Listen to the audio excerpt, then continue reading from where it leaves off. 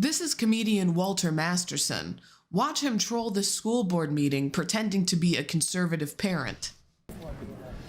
I'm here today because a second grade teacher thought it was appropriate to teach my child about pronouns.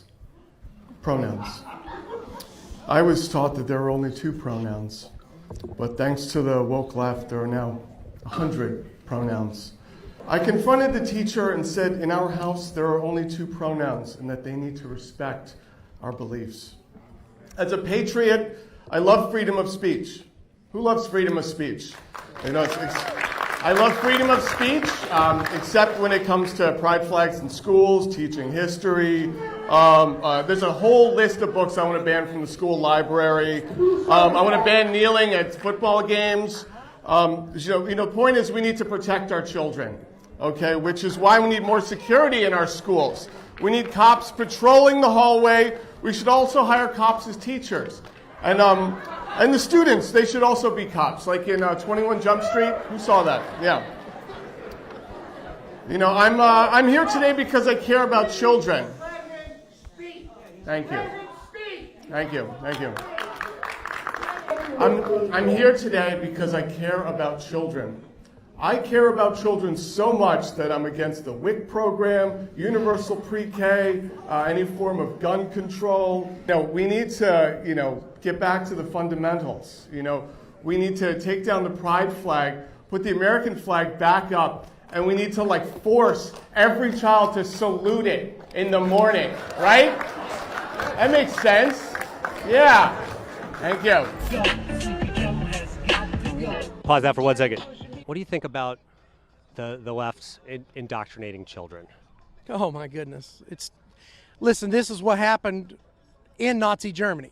Yeah. This is what happened in Russia. And then you and your 7-year-old granddaughter, you're writing all the songs that are all about how Joe Biden's bad and Trump, or Well, we've got other songs, but the ones that are that we put on here are definitely our pro-country. I mean, you really just can't beat this transition here. How on earth does this guy not know that he is broadcasting his utter hypocrisy for the world to see? And granted, the song his daughter wrote is pretty tame, but this type of politicization of children could have really damaging consequences down the line. This is probably the next stage of that indoctrination. Why are you a Trump supporter? Because I realized that he's the only person that actually did something in this world, and he helps us a lot. Yeah. And you probably have good parents. What about you, Liberty? Coolest name. Shout out to your dad back there. I love that. Yeah. So oh my goodness, It's okay. Take your time. I respect Donald Trump because he's probably the best president I've ever actually seen, and also he's actually helped. I actually got to see my family. Now I can't because of all the gas prices. I can't even go and see my family that are far away now. Yeah. Kids pushed in front of a camera, hollow-eyed, repeating whatever vague platitudes their parents have forced on them. And then there's this guy. What they say about Donald Trump.